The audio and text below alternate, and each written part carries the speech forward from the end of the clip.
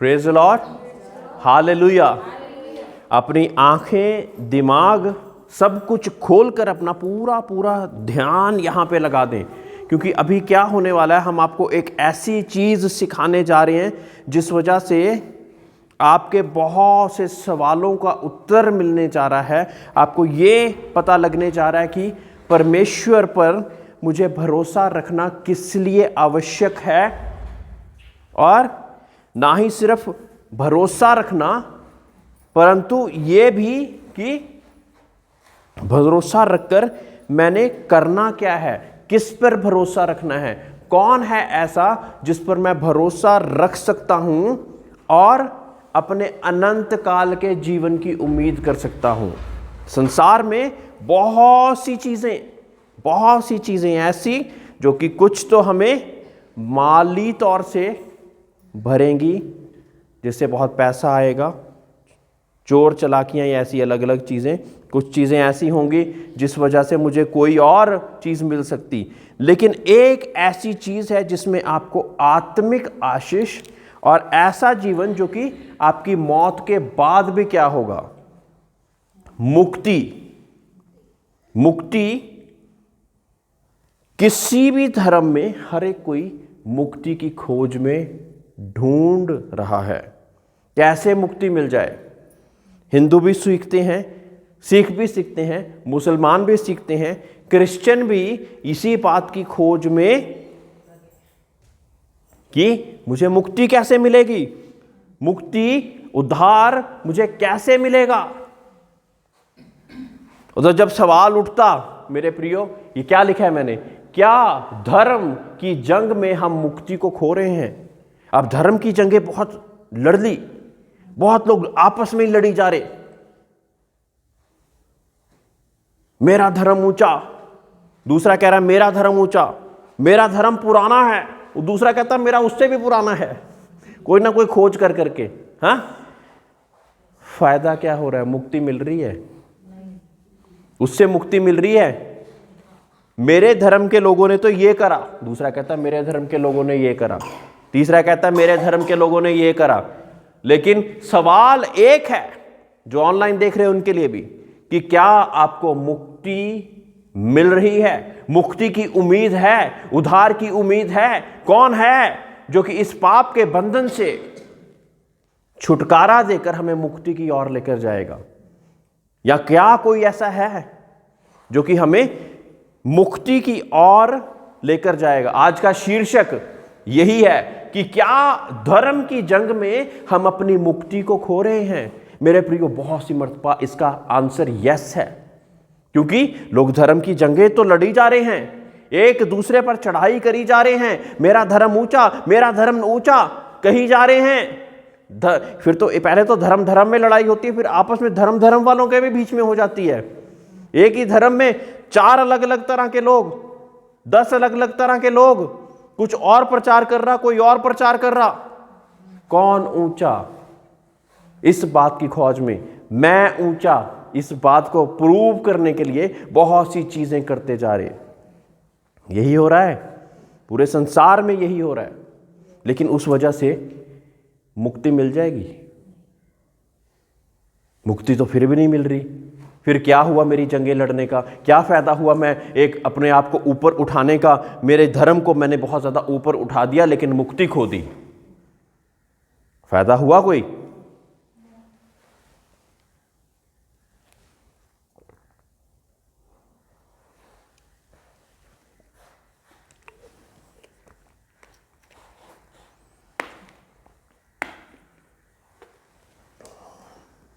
अब मुक्ति किस चीज से हमें चाहिए?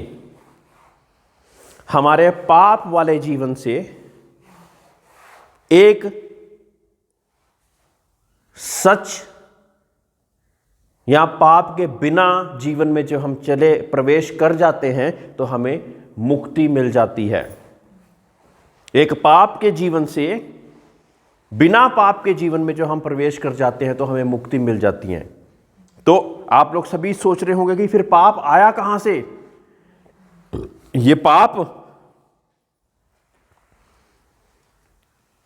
जैसे छोटा सा बच्चा है, वहां उसके बीच में भी कहां से आ गया?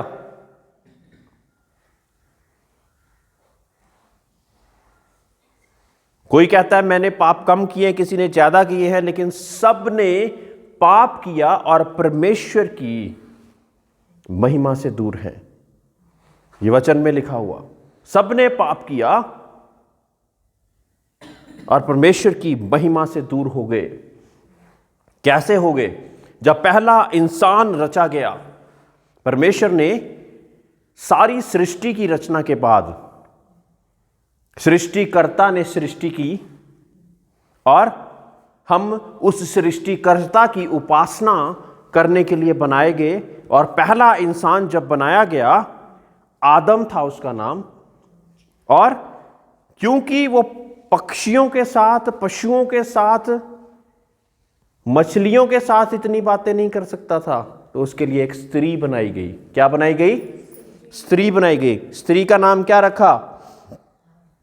हवा रखा।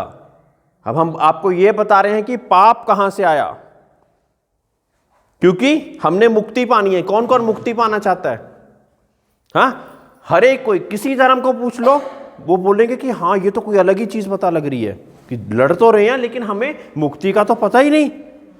कि धर्म की खोज में हम मुक्ति को अगर खो दें तो क्या होगा? जब तक हम पाप में हैं, हम मुक्ति को पा नहीं सकते, क्योंकि परमेश्वर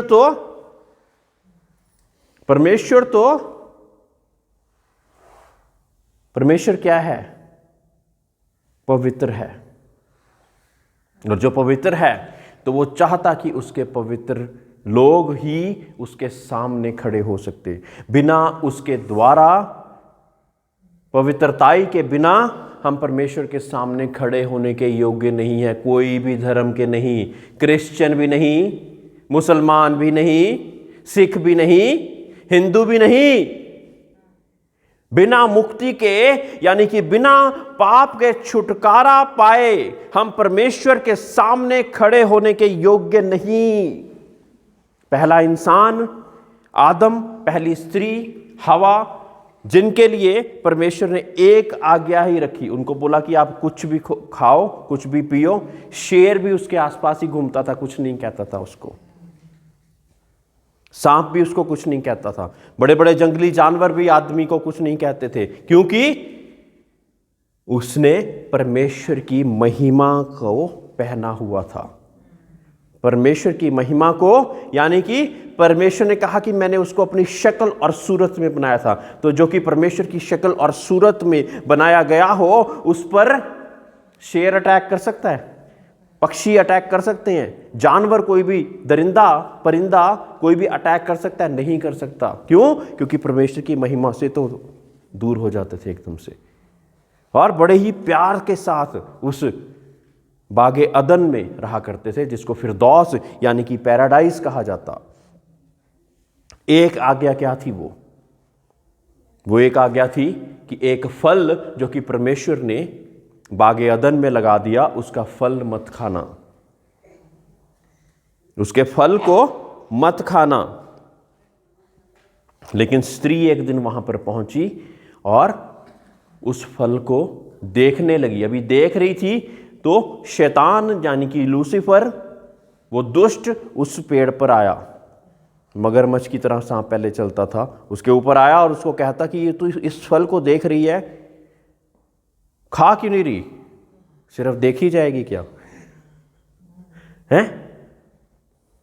तो एक बात को बता देना चाहता इसको कंटिन्यू करने से पहले, कि सबसे पहले जब कोई भी पाप हमारे अंदर एंटर करने लगता ना, तो हम पहले उसको देखते हैं। आंखों, पाप कहां से आता? आंखों की अभिलाषा, फिर कान के सुनने से कोई बातें सुनते हैं, फिर उस वजह से एक सोच उत्पन्न होती है, और जब वो सोच उत्पन्न होती है तो वो पाप को जन्म देती है। पाप को जन्म देते हुए हम उसको एक्शन में ले आते हैं, यानी कि उसको कार्यरत कर देते हैं अपने जीवन के द्वारा। फिर दोबारा बताता हूं। सबसे पहले पाप कहां से आता? आंखों से देखकर कोई चीज ऐसी देख ली, हाँ, वीडियो देखते रहते हैं, गंदी गंदी चीज़ें भी आ जाती हैं बीच में, कानों से अलग अलग चीज़ें सोचते रहते हैं, है ना। अगर गाली कभी किसी ने सुनी ना होती तो देता कैसे, वो शब्द तो उसकी दिमाग में एंटर ही ना करा होता अभी तक। किसी व्यक्ति ने बता दिया कि शराब पीने से सारे गम दूर हो जाते हैं, तो चल पड़े उस और चल पड़े, सुना ना, और पाप की ओर बढ़ गए। किसी ने बोला ये जगह देख के आओ, ये बहुत अच्छी है, देखने में बहुत अच्छी है, उसको देखने चल गए। इस चीज को देख बड़ा आनंद आता है, मूवी, उसको देख के ऐसे ऐसे काम हम करना शुरू कर देते हैं। तो हवा ने फिर हम वहीं पे आते हैं, हवा ने उस फल को देखा और देखा कि वो फल बहुत अच्छा है, ये लिखा है उसमें बाइबल में। उसने देखा कि ये फल बहुत अच्छा है और फिर सोचने लगी कि परमेश्वर ने इस फल को खाने के लिए मना क्यों करा, ये दिख तो बहुत अच्छा रहा है। अब सोच की उपज हो रही है और वो चीज आपको इस बात को सोचने पे मजबूर कर रही है कि ये मना क्यों करा, पास्टर साहब ये चीज मना क्यों करता रहते हैं? तो अभी सोच उपज हो रही है और साथ ही साथ दुष्ट ने वहीं पे मोर्चा मार लिया। वो समय नहीं लगाता, वो फटाफट से आता है वो कि ऐसी कोई सोच जो कि परमेश्वर के खिलाफ हो रही है, उसमें मैं फटाफट से जाकर अपने अधिकार को कायम करने की कोशिश करूं। लेकिन अधिकार तब तक नहीं आ सकता जब तक आप और मैं ना चाहें। इस बात को बांध लो और इस बात को कहना बंद कर दो कि किसी और की वजह से मेरी जिंदगी में ये कुछ हो गया, उसने मुझे ऐसे बोला ना इसलिए मैंने ऐसे बोल दिया, इसलिए मेरी जिंदगी में ये हो गया। उसने बोल दिया तो तू रुक जाता।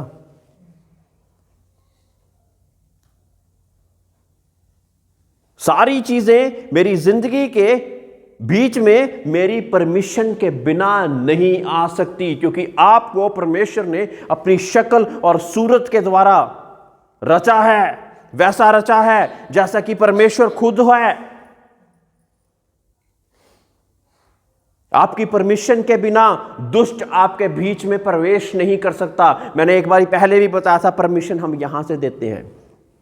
सोच, आंखों की अभिलाषा, कानों से सुना और फिर सोच उत्पन्न हुई। सोच के द्वारा हमने कुछ करा जिससे या तो कुछ शब्द बोल दिए या कोई चीजों को ऐसे कर दिया जिसकी वजह से वो पाप हमारी जिंदगी में आ गया और दुष्ट को अधिकार मिल जाता। फिर वो राज्य करता है। हा, अब तो मैं वो ही करूंगा जो मैं चाहता। अब इसके बीच में परमेश्वर की पवित्र आत्मा नहीं, जो कि बड़े सामर्थ्य के साथ इसमें राज करती थी और ये परमेश्वर के अनुसार चलता था। अब नहीं, अब मैं जो चाहूंगा वो करूंगा, हैं? अब जो मैं चाहूंगा वो करूंगा, जहां मर्जी घुमाऊंगा इसको, जैसे मर्जी करूंगा, जो मर्जी बुलवाऊंगा, अब तो मेरा अधिकार है। हवा ने उस फल को खाया और फटाफट से दौड़ के गई, अपने पति को भी दिया और पति ने खाकर क्या कहा?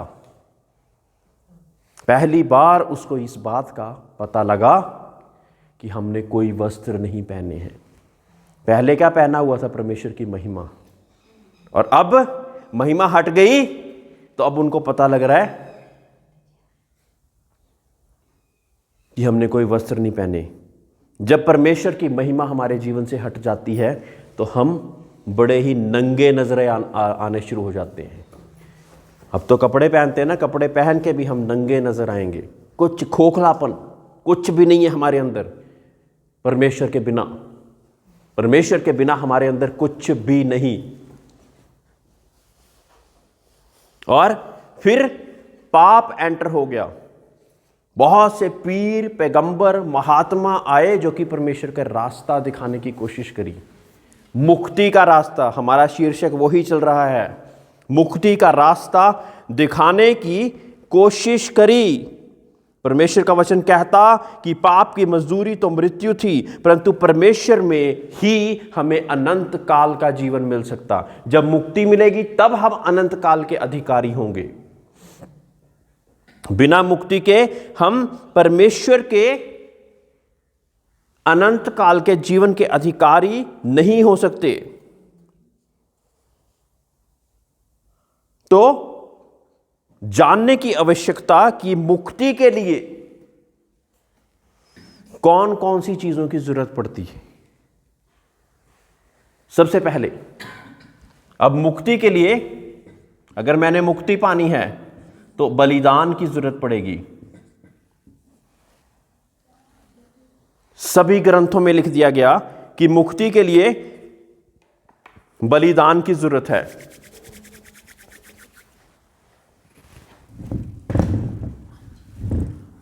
किस चीज की जरूरत है? बलिदान की। यहां इस संसार में जो कि मनुष्य, हमारे बड़े बड़े लोग भी जो कि एक दूसरे को काट रहे हैं, गला काट रहे हैं, तलवार तोपों के जमाने में बलिदान कौन दे? इंसान के लिए बलिदान, जो कि पाप में रहने वाला इंसान है, जो कि जिससे मुझे कोई फायदा नहीं है, उसके लिए बलिदान कौन दे? हमारे जीवन में तो हम हमारे लिए कोई अच्छा करता उसके लिए अच्छा करते हैं, जो कि हमें रोज गालियां दे, उठ उठ के हमारे लिए बुरा भला बोले, उसके लिए बलिदान देगा क्या कोई? ये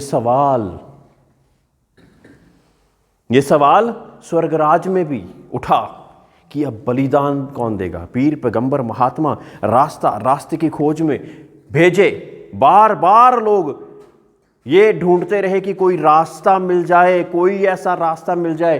काहे का रास्ता ढूंढ रहे हैं? मुक्ति का रास्ता ढूंढ रहे हैं। कोई ढूंढ रहा है पैदल चल चल कर, खून बह गया उनके पैरों का। ढूंढने की क्या चले हैं? मुक्ति। कोई मैं घुटनों के बल 100 सीढ़ियां चढ़ूंगा, खूनों खून हो गए, मुक्ति ढूंढ रहे हैं। तो मुक्ति बिना बलिदान के नहीं मिलती, ये थोड़ा थोड़ा सा हल्का हल्का सा पता है, लेकिन बलिदान कैसा होना चाहिए? अब जब बलिदान बोला जाता तो बहुत से धर्मों में बलियां देनी शुरू कर दी। किस किस चीज की बलि दी जाती थी? घोड़े की भी एक समय पे हमने पढ़ा कि घोड़े की भी बलि दी जाती थी, कबूतर की, मेमने की, गाय की, ये सारी चीजों की बलियां दे देकर मनुष्य क्या सोच रहा था कि मैं मुक्ति की प्राप्ति कर लूं। पाना मुक्ति ही चाह रहा है। क्या पाना चाह रहा है? कौन कौन मुक्ति पाना चाहता है? सभी पाना चाहते हैं ना? यहां पे बैठे तो सभी पाना चाहते हैं, हाँ। लेकिन मुक्ति का रास्ता सभी लोग ढूंढते रहे। अब आप लोगों से एक सवाल है, क्या धर्म हमें मुक्ति दे सकता? वो धर्म जब हम लड़ झगड़ रहे, ये सारी चीजों को कर रहे, तो धर्म हमें मुक्ति दे सकता है क्या?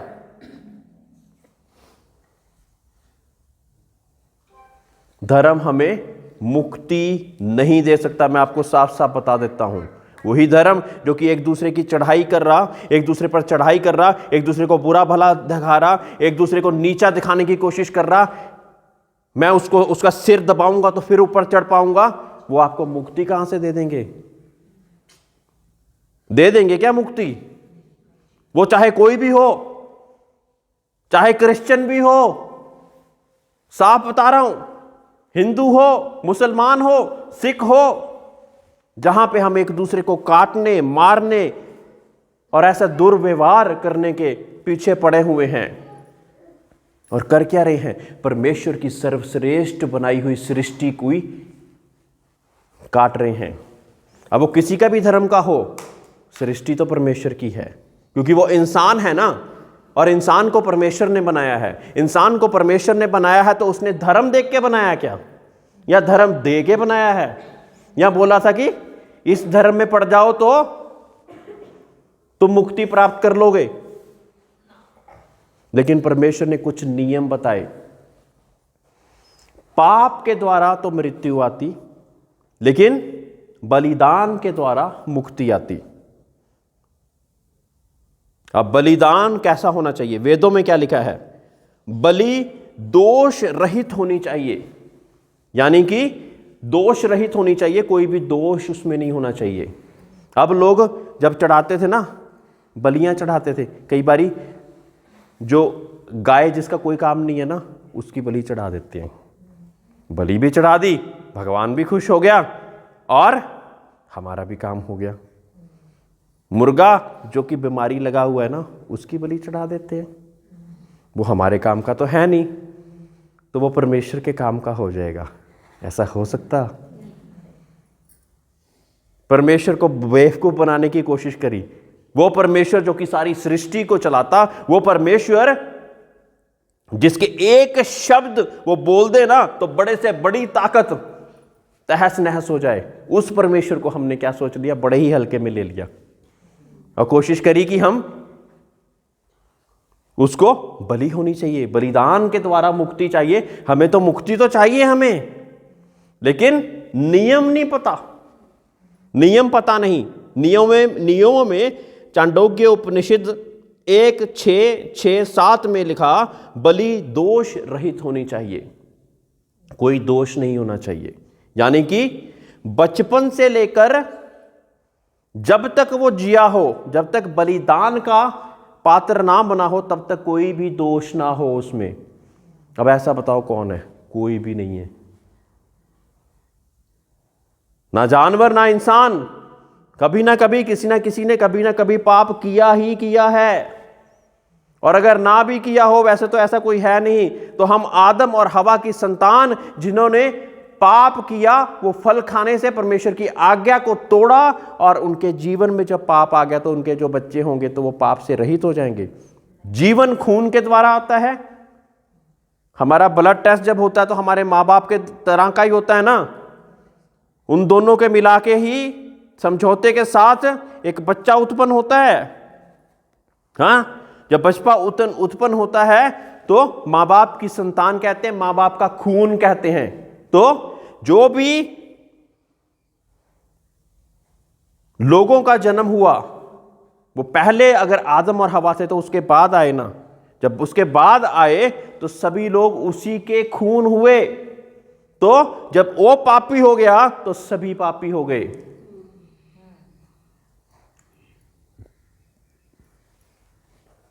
अब बलि के बकरे के चारों पांव में कीलें ठोकी जानी चाहिए।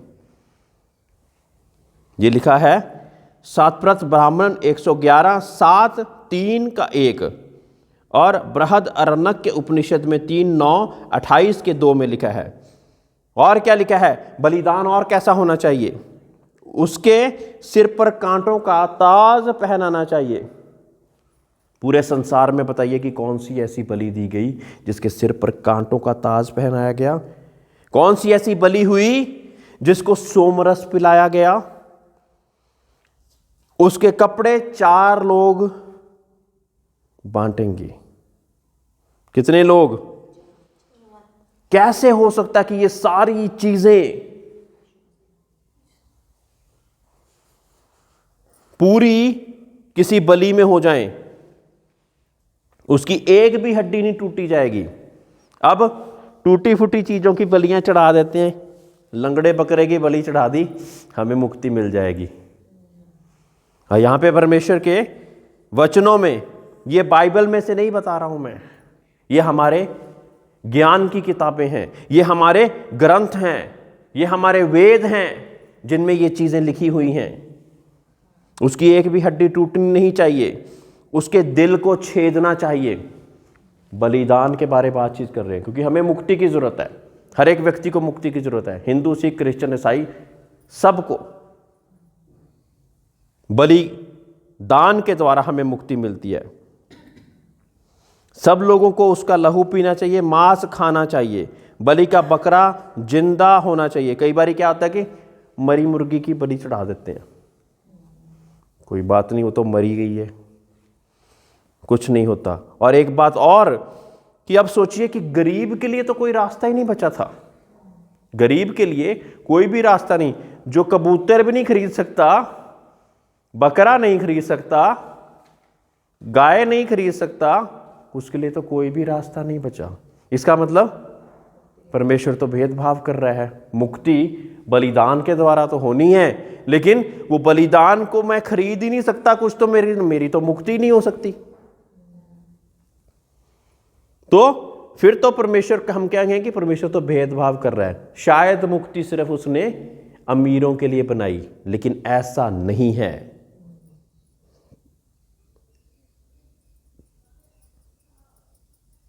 Praise the Lord.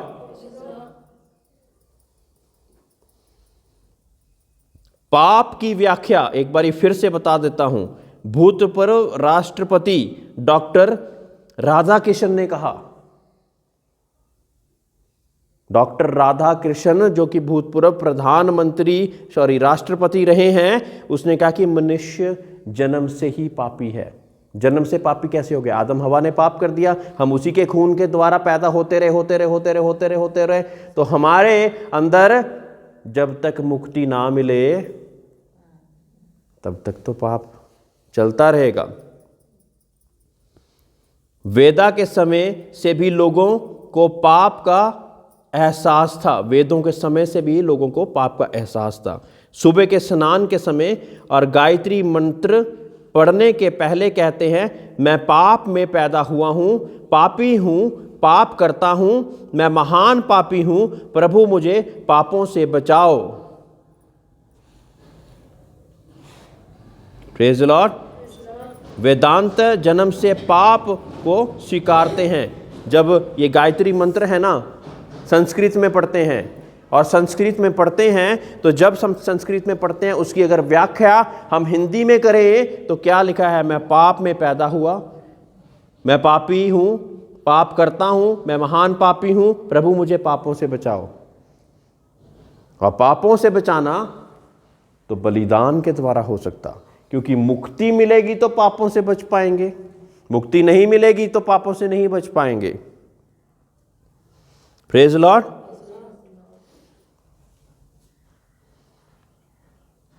Bhagavat Gita और शंकराचार्य भजगो विदम में यह लिखा है कि बार बार मरना, पैदा होना, ये दुनिया क्रिया बहुत कठिन है।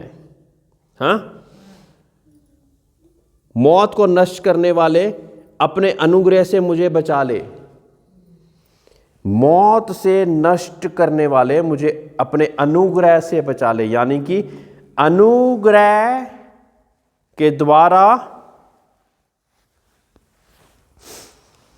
पुराने नियम में बलि दी गई और बलिदान के लिए ये सारी बातें लिखी गई। वेदों में लिखी है, कुरानों में लिखी हैं, ग्रंथों में लिखी हैं ये सारी चीजें कि कैसा बलिदान होना चाहिए।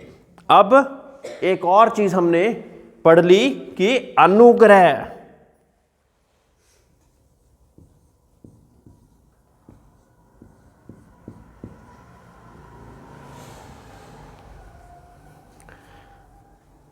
ये भी किसमें लिखा गया? ये मैंने बताया भागवत गीता में, अपने अनुग्रह से मुझे बचा ले। हे मौत, ए मौत को नष्ट करने वाले, संस्कृत में कुछ और पंडित लोग आपको बोल के बताएंगे, ए मौत को नष्ट करने वाले अपने अनुग्रह से मुझे बचा ले।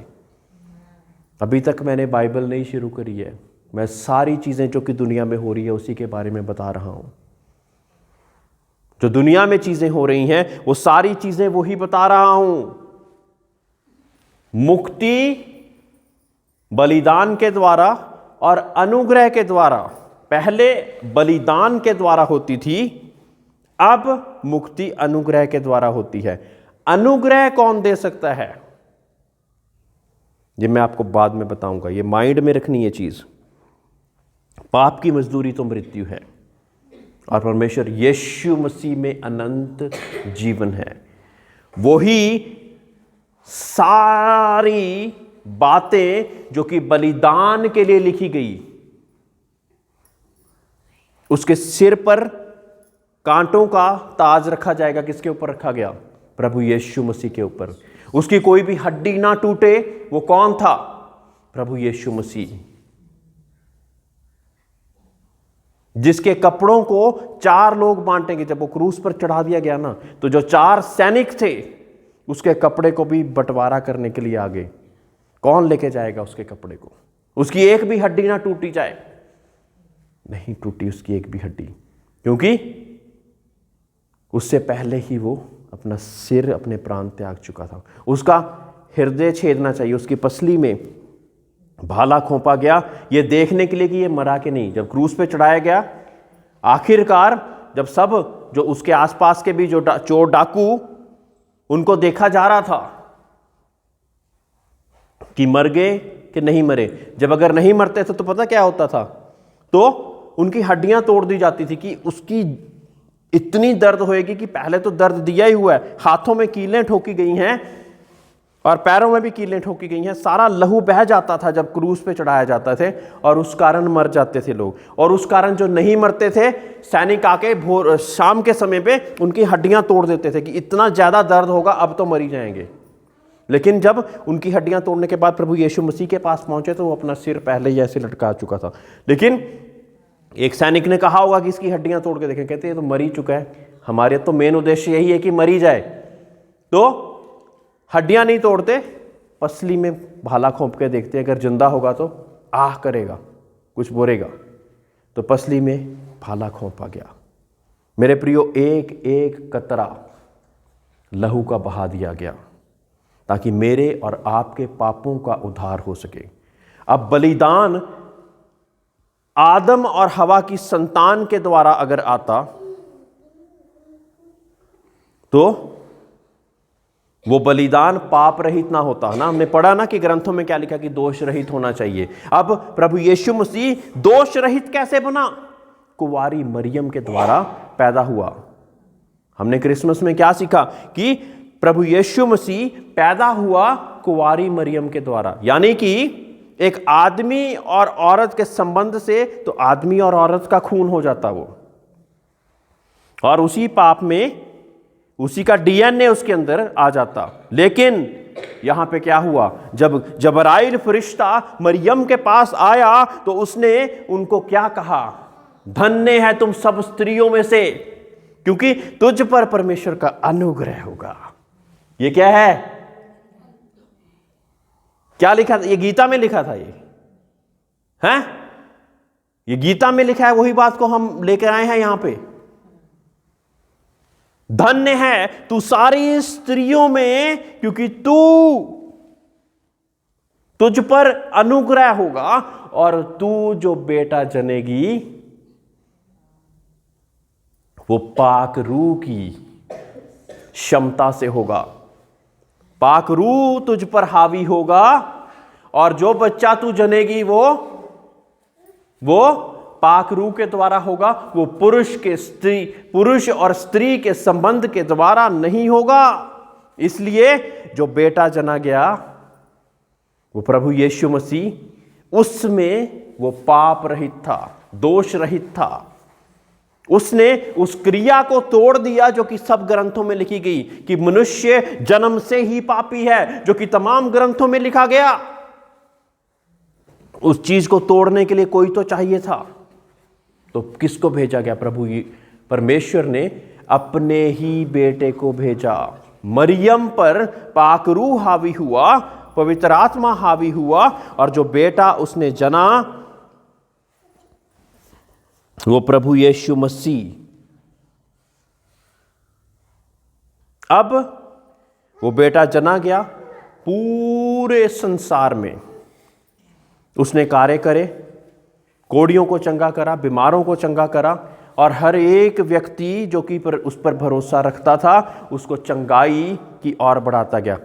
धर्म पूछता था जब चंगाई से पहले? बताइए, प्रभु यीशु मसीह क्या धर्म पूछता था पहले कि तुम हिंदू हो, तुम ईसाई हो, तुम मुसलमान हो, अगर क्रिश्चियन हो तो चंगाई दूंगा?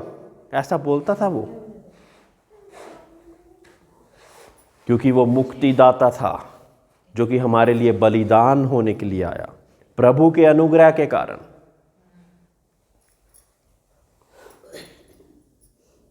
जब ये सारा कुछ हो गया तो धर्म के ठेकेदार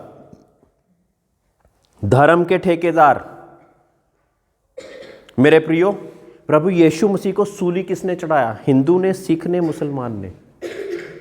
बताइए। किसी ने नहीं। वो व्यक्ति कौन थे? वो धर्म के ठेकेदार थे,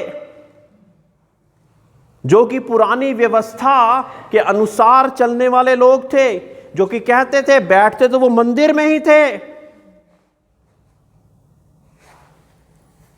यहूदियों का मंदिर था वो, यहूदियों का मंदिर था, जहां पे परमेश्वर की ही उपासना होती थी, ऐसा कहा जाता। लेकिन वो धर्म के ठेकेदार क्या कर रहे? कहते कि हमारा बिजनेस ना बंद हो जाए, हमारा बिजनेस ना बंद हो जाए। इस कारण उन्होंने प्रभु यीशु मसीह को सूली पे चढ़ाने का सोच लिया कि हम षड्यंत्र रचेंगे। और ये षड्यंत्र परमेश्वर ने रचने दिया, क्योंकि एक बलिदान होना जरूरी था। अगर परमेश्वर ना चाहता तो प्रभु यीशु मसीह बलिदान ना होता। मेरे प्रियो, यहां पे दुष्ट सोच रहा है कि जैसे मैंने आदम को बहका दिया और फल खाने पे मजबूर कर दिया, इसको मैं पूरी उम्र तो किसी पाप में तो उलझा नहीं पाया, अब मैं इसको मार दूंगा। क्योंकि जितने मनुष्य पैदा हुए उनका मरना निश्चित है। और उसको यह नहीं पता था कि मारा गया, गाड़ा गया, लेकिन वो तीसरे दिन मुर्दों में से जी उठेगा। अगर उसको पता होता कि मुक्ति उसी के बीच में लिखी हुई है, तो वो कभी परमेश्वर यीशु मसीह को कुर्बान ही ना होने देता, शैतान भी ना कुर्बान होने देता। लेकिन उसने सोचा कि मैंने इसको ही मिटा दिया, ये तो प्रभु की बातें करता है ना, मैं इसी को मिटा दूंगा, अब मेरा ही राज्य चलेगा। लेकिन वो सारी चीजें तमाम ग्रंथों के बीच में जो लिख दी गई, और परमेश्वर ने भी वो चीजें होने दी, इसलिए कि मैं और आप उद्धार के रास्ते में मुक्ति के लिए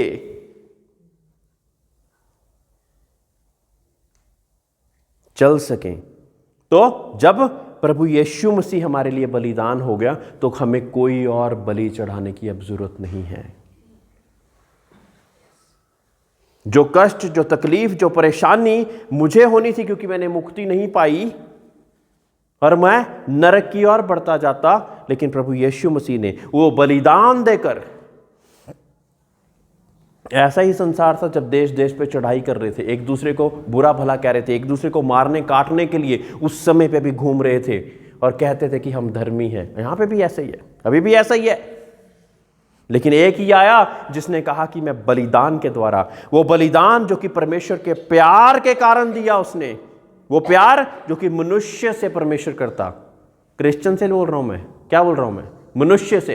परमेश्वर ने दुनिया की सबसे ज्यादा बोली जाने वाली आयत, परमेश्वर ने जगत से ऐसा प्रेम रखा कि अपना इकलौता पुत्र दे दिया। यहां पे क्या लिखा है? परमेश्वर ने क्रिश्चियनों से ऐसा प्रेम रखा, परमेश्वर ने मनुष्य से ऐसा, जगत से ऐसा प्रेम रखा कि अपना इकलौता पुत्र दे दिया, ताकि जो कोई, हमारी एलिजिबिलिटी सिर्फ एक ही है, उस मुक्ति के लिए जो बलिदान हुआ उस पर हमने क्या करना है?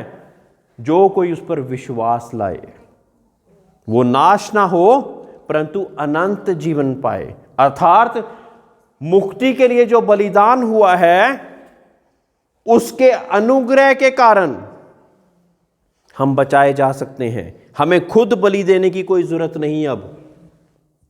Praise the Lord. अगर मुक्ति प्रभु यीशु मसीह ना दिलवा पाता तो उसका आना व्यर्थ हो जाता मेरे प्रियो। लेकिन इंसान के लिए फिर तो कोई भी रास्ता ना बचता। इंसान के लिए जो तमाम ग्रंथों में लिख दिया गया, ऐसी बात को कोई भी निभा ना पाता। वो मारा गया, गाड़ा गया और तीसरे दिन जी उठा। जो जिंदा है वो जिंदगी देने के लायक है, मुर्दे कभी जिंदगी नहीं देते।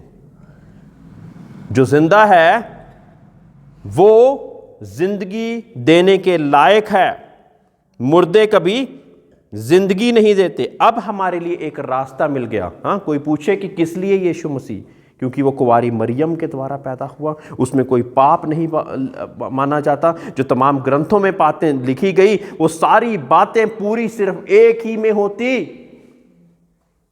और वो यीशु मसीह पाप रहित होकर भी वो बलिदान हुआ, और बलिदान होने के द्वारा हमारी मुक्ति का कारण बन गया। मुक्ति का कारण बन गया तो जितने भी उस पर विश्वास लाते वो नाश ना होंगे लेकिन अनंत जीवन की प्राप्ति करेंगे।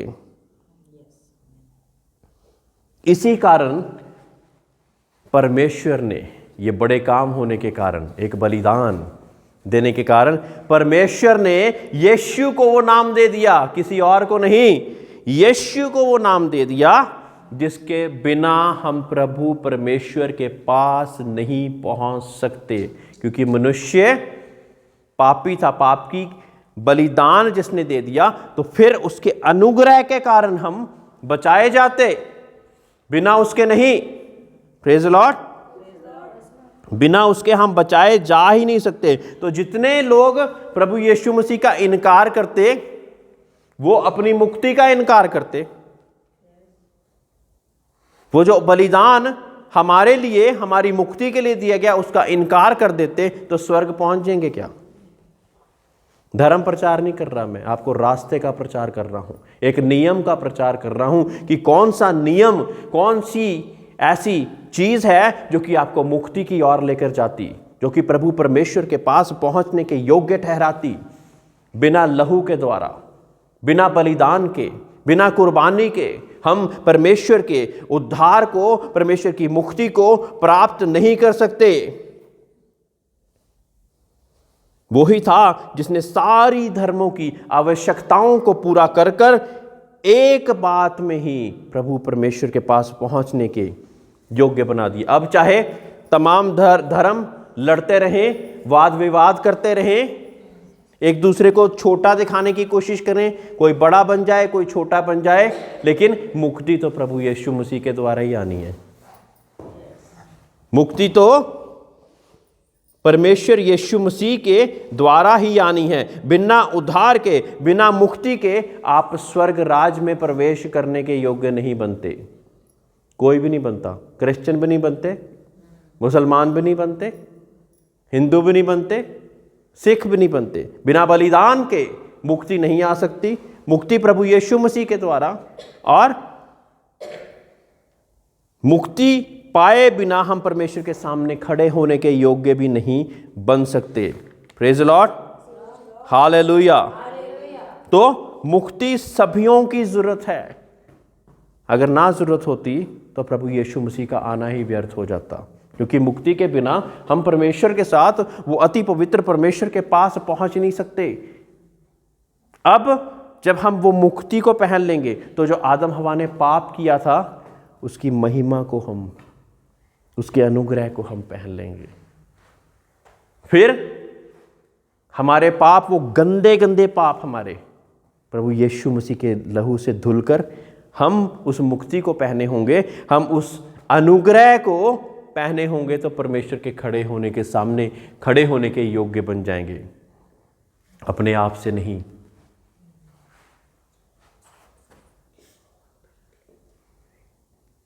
मुंड मुड़ाए जटा बढ़ाए, नंगा फिरे जैसे भैंसा, खलड़ी पर लाख मले मन जैसे का तैसा।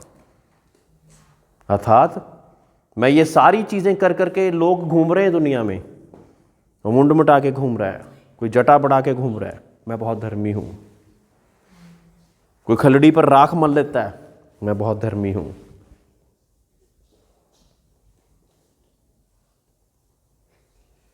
कई नंगे घूम रहे हैं, हमें आजादी मिल गई, लेकिन उसके बाद क्या हो रहा है? क्या हमें मुक्ति मिल रही है? मुक्ति हमें नहीं मिलती। मुक्ति का रास्ता एक ही है और वो है प्रभु यीशु मसीह। प्रभु यीशु मसीह के द्वारा आपको उद्धार, शांति और मुक्ति नहीं मिल सकती। अब आपको क्या करना है? आपको विश्वास लाना है।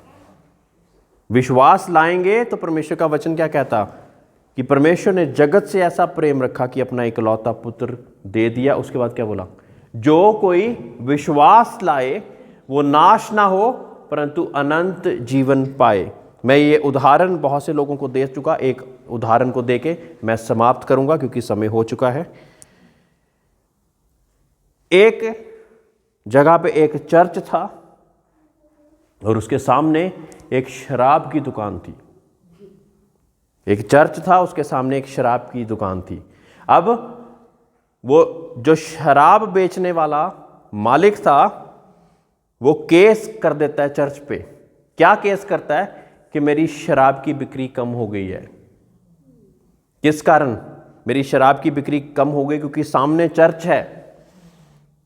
अब चर्च वाले लोग वहां पे केस लड़ने जाते हैं, कोर्ट में केस लड़ने जाते हैं। और जब वो केस लड़ने जाते हैं तो चर्च के जो एल्डर होते हैं, बुद्धिमान व्यक्ति जो चर्च के एल्डर होते हैं, पादरी होते हैं, वो बार बार जज को क्या कहते हैं कि हमारी वजह से इसकी दुकान चलनी नहीं बंद हुई, हमारी वजह से इनकी दुकान चलनी नहीं बंद हुई। और आगे से वो क्या कह रहा है, वो मालिक शराब का विक्रेता क्या कह रहा है, इन्हीं की वजह से हुई है जी, ये दुआएं करते हैं यहां पर, इन्हीं की वजह से मेरी बिक्री बंद हो गई है। वो बार बार ये कही जा रहा है। और जज पता क्या कहता है? जज कहता कि दुआओं के कारण, यानी कि आपको दुआओं पे विश्वास है। कहते कि मेरे सामने दो तरह के लोग हैं, एक जो चर्च में जा रहे हैं रेगुलर और दुआओं पे विश्वास नहीं रख रहे हैं, और एक वो ठेके वाला है, वो कह रहा है कि चर्च की वजह से ही मेरी बिक्री बंद हो गई है। तो मैं किसकी सुनूं? मेरे प्रियो, जब तक आप विश्वास नहीं रखते तो अनंत काल की प्राप्ति, मुक्ति के रास्ते को प्राप्त नहीं कर सकते। आप जहां पे भी हैं, विश्वास सुनने से, और सुनना परमेश्वर के वचन के। अब आप परमेश्वर के वचन को सुनेंगे कहां पे? चर्च में आके तो सुनेंगे, तब आपका विश्वास बढ़ेगा। विश्वास बढ़ेगा तो परमेश्वर के बड़े बड़े कामों को, और खास करके वो मुक्ति के रास्ते की आप खोज में हो जाएंगे और उसकी प्राप्ति करेंगे। Praise the Lord. सभी लोग खड़े हो जाएंगे।